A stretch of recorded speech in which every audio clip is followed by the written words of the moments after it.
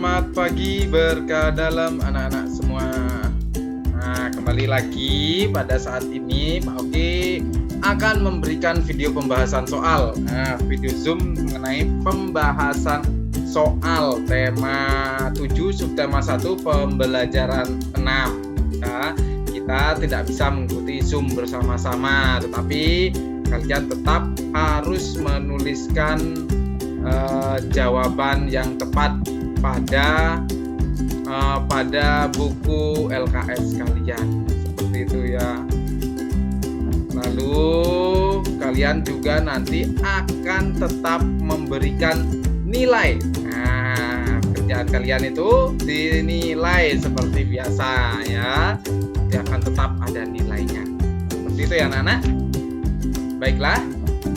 Kalau itu kita langsung saja ya laksanakan pembahasan soalnya. Tentunya kalian telah mengerjakan ya pembahasan soalnya.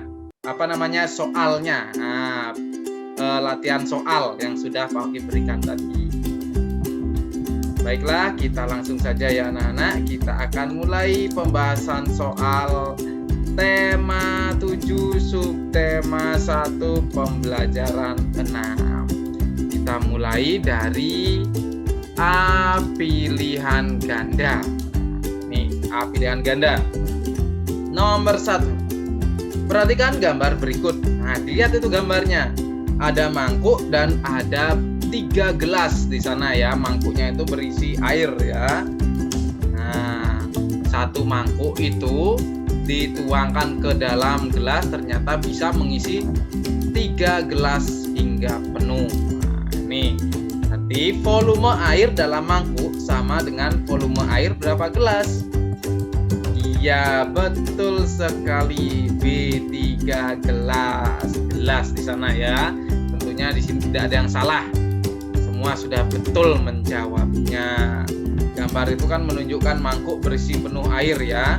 Volume air dalam mangkuk sama dengan volume 3 gelas. Itu. Sekarang kita lanjut nomor 2. Perhatikan gambar berikut. Nah, di sana ada gambar ember yang berisi air serta ada gayung yang berisi air. Itu ya. Volume air dalam ember sama dengan volume air berapa gayung itu ya. Bisa dihitung. Berapa gayung itu? Iya, betul sekali, C7 gayung. Nah, itu ya, volume air dalam ember itu sama dengan volume air 7 gayung. Gampang ya untuk menentukan volume dengan satuan tidak baku ya. Tinggal dilihat saja banyak-banyaknya gambarnya itu ya. Kita sekarang lanjutkan ke soal berikutnya. Paragraf berikut untuk menjawab soal nomor 3 dan 4. Nah, di sini ada paragraf. Nanti soal nomor 3 dan 4 jawabannya harus sesuai dengan paragraf tersebut.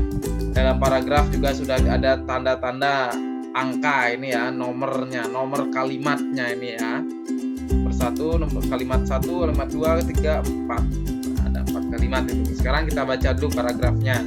Kalian juga bisa ikut membaca di rumah agar kalian mengerti isi paragraf tersebut. Pengawetan makanan dalam teknologi produksi pangan memiliki tujuan. Makanan diawetkan agar dapat disimpan dalam jangka waktu yang lama. Adanya pengawetan juga memungkinkan makanan dapat didistribusikan ke berbagai daerah. Nah, didistribusikan itu maksudnya adalah disalurkan, itu ya, dikirimkan. Dengan demikian, orang dapat menikmati makanan dari daerah lain. Itu paragrafnya. Sekarang kita jawab soal nomor 3. Kalimat utama pada paragraf ditunjukkan kalimat nomor. Nah, di sana kan sudah ada nomor-nomornya ya. Kalimat utama itu ditunjukkan oleh nomor berapa itu ya? Ya, betul sekali. Nomor 1. Nah, kalimat utama dalam paragraf itu adalah pengawetan makanan dalam teknologi produksi pangan memiliki tujuan. Itu kalimat utamanya. Itu berada di awal kalimat, berarti termasuk di awal paragraf ya. Di awal paragraf itu termasuk paragraf deduktif. Itu ya. Sekarang kita lanjut nomor 4. Nah, nomor 4 ini juga harus sesuai jawabannya dengan paragraf tadi. Informasi yang tepat berdasarkan paragraf adalah mana yang informasi yang tepat yang sesuai dengan paragraf. Misalnya apakah A, B, C atau D. Yang A itu makanan diawetkan agar masa simpan lebih singkat. Betul atau salah itu sesuai dengan paragraf atau tidak itu ya? Ya tidak sesuai, karena kalau makanan diawetkan itu agar bisa disimpan lebih lama ya, bukan lebih singkat nanti. Coba sekarang kita lihat yang B. Makanan tidak perlu diawetkan agar bertahan lama. Nah, apakah makanan itu akan bertahan lama jika tidak diawetkan? Nah, tentu tidak ya, apalagi kalau buah-buahan itu akan mudah busuk gitu ya. Berarti yang B juga tidak sesuai. Sekarang pilihan yang C. Makanan diawetkan agar dapat disimpan lebih lama. Apakah betul itu? Iya, ini pilihan yang C ini sesuai dengan paragraf itu ya. Makanan itu diawetkan agar dapat disimpan lebih lama. Itu sesuai. Coba sekarang kita lihat dulu pilihan yang terakhir, yang D. Makanan tidak perlu diawetkan saat akan didistribusikan. Didistribusikan itu disalurkan ke daerah lain gitu ya. Apakah tidak perlu diawetkan? Kalau tidak perlu diawetkan, pastinya kalau didistribusikan sampai pada daerah tujuan nanti makanannya akan busuk atau basi nanti ya. Nah, berarti B juga tidak sesuai. Berarti pilihan yang tepat adalah betul sekali C. Makanan diawetkan agar dapat disimpan lebih lama. Itu bisa dilihat pada kalimat yang bernomor 2 itu ya. Makanan diawetkan agar dapat disimpan dalam jangka waktu yang lama. Itu informasi yang diperoleh sesuai dengan paragraf tersebut. Sekarang kita lanjutkan nomor 5. Contoh keberagaman tanaman adalah, nah yang mana ini keberagaman tanaman ya? Coba kita lihat satu persatu pilihannya. Coba yang A, bayam, wortel, kubis. Nah itu termasuk apa? Itu termasuk keberagaman sayuran ya. Lavender, lili, kenanga. Itu termasuk apa? Ya, ini termasuk tanaman ya. Tanaman, keberagaman tanaman. Coba sekarang yang C, semongko, apel, durian. Itu termasuk apa? Ya, itu termasuk buah-buahan. Nah, yang D, nasi goreng, soto, dan selat Solo. Nah, ini termasuk apa? Ya, ini termasuk keberagaman makanan. Nah, tapi pilihannya adalah yang betul sekali yang B, lavender, lili, kenanga. Itu ya. Sekarang kita lanjutkan ke soal berikutnya. B isian ya, B isian sekarang. Kita mulai dari nomor 1. Perhatikan gambar berikut. Nah, di situ ada baskom ya, yang berisi air, juga ada gelas berisi air. Volume air dalam baskom sama dengan volume air titik-titik gelas. Berapa gelas? Ya betul, 5 gelas. Itu bisa dihitung banyak gelasnya itu ya, ada 5 gelas. Nah sekarang kita lanjutkan nomor 2. Dika menuangkan air ke botol minum menggunakan gelas. Botol penuh setelah Dika menuangkan air 2 gelas. Nah, Dika Dika itu memiliki botol ya. Bisa kalian membayangkan ya, Dika itu memiliki botol minum. Nah, itu. Dika menuangkan air ke botol minum menggunakan gelas. Nah, ini botol minumnya masih kosong ya. Akan dituangkan air menggunakan gelas nanti ya. Botol penuh setelah Dika menuangkan air 2 gelas. Nah, gelas pertama masih belum penuh. Lalu gelas kedua akhirnya botolnya penuh. Berarti volume air dalam botol itu sama dengan volume air berapa gelas? Ya, 2 gelas. Betul sekali, 2 gelas. Ya, bisa ya memahami ya. Ini memerlukan pemahaman, soalnya harus dipahami agar kalian bisa menjawab dengan tepat. Itu. Sekarang kita lanjutkan nomor 3. Perhatikan paragraf berikut. Nah, dibaca dulu paragrafnya baru jawab soalnya.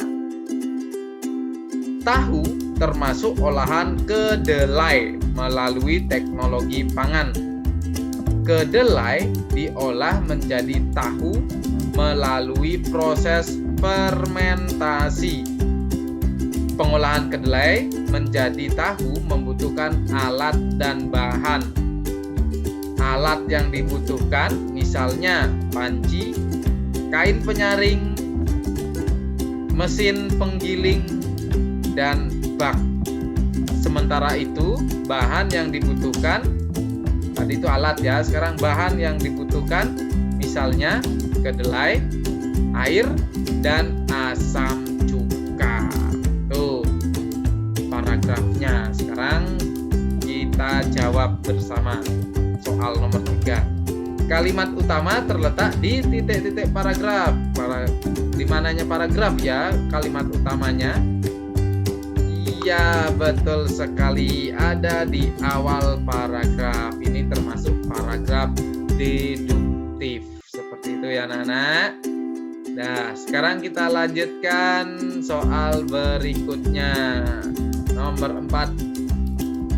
Kia mempunyai bunga yang berwarna putih. Nah, ini bunga apa ya yang dimiliki oleh Kia itu? Kia menyukai bunga yang berwarna putih. Bunga tersebut kecil dan memiliki bau harum.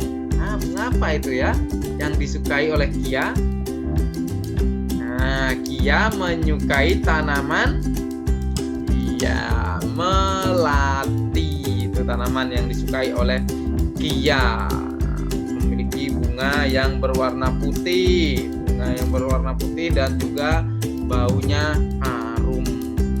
Nah, ini berarti melati. Itu ya anak-anak. Sekarang kita lanjutkan nomor 5. Kita sebaiknya bersikap saling titik-titik dan menghargai terhadap teman yang berbeda kesukaan dengan kita. Saling apa? Titik-titik dan menghargai. Nah, ya betul sekali. Saling menghormati dan menghargai. Itu termasuk sikap yang baik. Nah, sudah sampai B isian nomor 5. Sekarang saatnya kalian untuk menuliskan nilainya.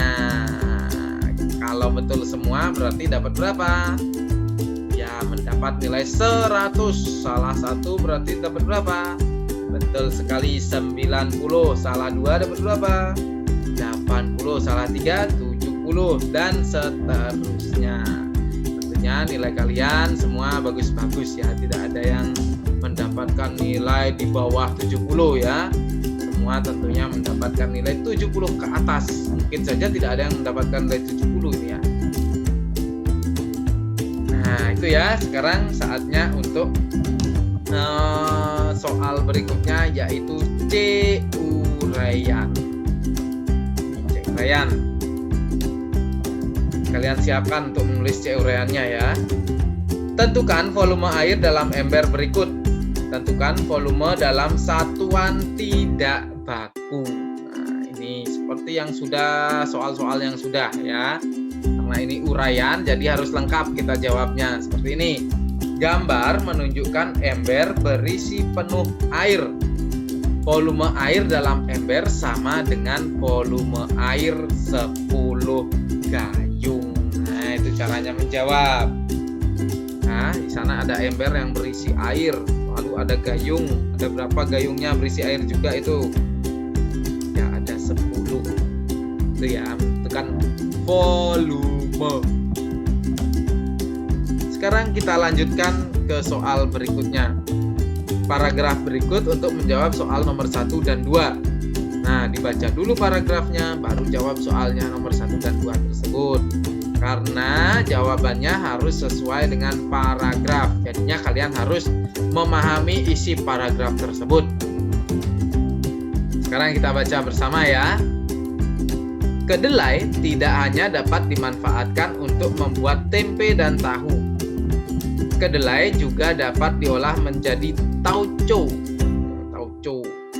Produk makanan hasil dari teknologi pangan ini dibuat dari fermentasi kedelai dengan mikroorganisme. Mikroorganisme yang digunakan untuk membuat tauco adalah bakteri dan jamur. Sudah dibaca, sekarang kita jawab soal nomor 2. Tulislah kalimat utama pada paragraf di atas. Nah, yang mana kalimat utamanya itu? Iya, betul sekali, ini kalimat utamanya ya. Kedelai tidak hanya dapat dimanfaatkan untuk membuat tempe dan tahu. Tempe dan, ini harusnya ada space ya, spasi atau jarak. Nah, ini ada jaraknya ini. Tempe dan tahu, ini kalimat utama. Kalimat utamanya ini berada di mana? Ya, di awal paragraf. Berarti ini termasuk paragraf deduktif. Seperti itu ya, anak-anak. Sekarang kita lanjutkan ke soal berikutnya. Apa mikroorganisme yang digunakan untuk membuat tauco? Nah, apa yang digunakan ya mikroorganismenya? Nah, mikroorganisme masih ingat? Ya, kemarin sudah ada arti dari mikroorganisme. Apakah kalian masih ingat? Ya, tentunya masih ingat dan kemarin juga sudah dicatat ya tentunya ya. Nah, mikroorganisme itu makhluk hidup yang sangat kecil. Nah, yang hanya bisa dilihat menggunakan mikroskop. Nah, alat itu suatu alat untuk melihat benda atau makhluk yang sangat kecil, itu ya, mikroskop. Itu ya, masih ingat ya mikroorganisme. Nih, mikroorganisme apa yang digunakan ya? Betul sekali, sesuai dengan paragraf ini. Mikroorganisme yang digunakan dalam membuat tauco adalah bakteri dan jamur. Itu ada di paragraf tadi ya. Ada di kalimat terakhir, itu ada kalimat keberapa? Itu berarti 1, 2, 3, 4. Kalimat keempat itu dibuktikan dengan kalimat keempat. Sudah, sekarang saatnya menjawab soal berikutnya. Nomor 4 sekarang. Kak Sekar suka bercocok tanam. Ia suka menanam tanaman dengan bunga berwarna merah dan memiliki bau harum. Tangkai tanaman tersebut berduri. Tahu ya apa itu bunganya? Nah, sedangkan Nilna suka menanam tanaman yang berwarna hijau dan daunnya berduri. Apa itu ya? Berwarna hijau, daunnya berduri. Apa tanaman kesukaan Kak Sekar dan Nilna? Nah, Kak Sekar tadi sudah jelas ya, tanaman yang disukai. Lalu Nilna juga sudah jelas itu. Tahu? Ada yang tahu? Kak Sekar menyukai tanaman mawar, sedangkan Nilna menyukai tanaman kaktus. Tahu ya tanaman mawar itu bentuknya seperti apa?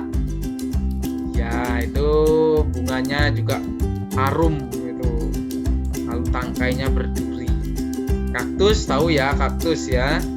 Nah, kaktus itu juga tanaman yang berwarna hijau, daunnya juga ada durinya. Nah, sekarang kita lanjutkan nomor 5. Rena memperlihatkan Hana tentang tanaman kesukaannya. Tanaman kesukaan Rena berbeda dengan Hana. Bagaimana sebaiknya sikap Hana? Bagaimana sebaiknya sikapnya? Karena memiliki tanaman kesukaan yang berbeda. Ya, ini Hana sebaiknya memuji tanaman Rena. Nah, tetap dipuji tanamannya itu ya, walaupun berbeda tanaman kesukaan. Selain itu, Hana juga sebaiknya menghormati dan menghargai Rena. Seperti itu ya. Begitu juga sebaliknya, nanti Rena juga harus memuji tanaman kesukaannya Hana. Rena juga harus menghormati dan menghargai Hana. Itu akan tercipta kerukunan nantinya ya, jika sudah saling menghormati dan menghargai. Dan anak, nah pembahasan soal kita sudah cukup sampai di sini. Nah itu ya, pembahasan soal tema 7 subtema 1 pembelajaran 6. Berarti karena sudah sampai pembelajaran 6, besok kalian melaksanakan evaluasi. Tetap melaksanakan evaluasi, pelajari kembali yang telah dipelajari, latihan-latihan soalnya dipelajari lagi. Tentunya kalian sudah menuliskan jawaban yang tepat ya. Nah, itu akan lebih mudah kalian untuk mempelajarinya. Ingat, besok hari Rabu ya, Rabu tanggal berapa besok ya? Tanggal 24 ya. Tanggal 24 Maret, Rabu 24 Maret, evaluasi tema 7 subtema. Baiklah anak-anak. Nah, pembahasan soal melalui Zoom kita kali ini Oke, akhiri sampai di sini dulu ya. Sampai ketemu pada pembahasan soal berikutnya. Selamat pagi, berkah dalam anak-anak. Bye-bye.